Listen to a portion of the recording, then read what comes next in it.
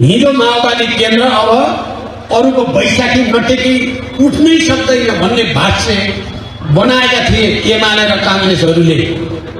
तर हामीले गएको उपचुनावमा के साबित गर्यौं भने हामी कसैको बैशाखी टेकेर होइन, हामी आफ्नै खुट्टामा उभिएर परिणामलाई आफ्नो पक्षमा पार्न सक्षम छौं भन्ने हामीले साबित गरेका थियौं।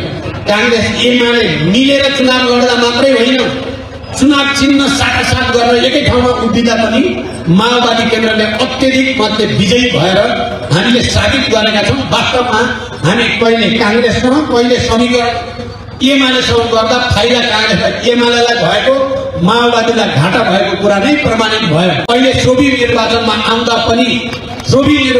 आउँदा पनि कांग्रेस समर्थित नेविसन अनि एमाले समर्थित अखिल दुईटै मिलेर लडेका थुप्रै क्याम्पसहरूमा एकै माओवादी केन्द्र समर्थित अखिल क्रान्तिकारीले विजय हासिल गरेको छ। 30औं वर्षका रिकर्ड तोडिएका छन्।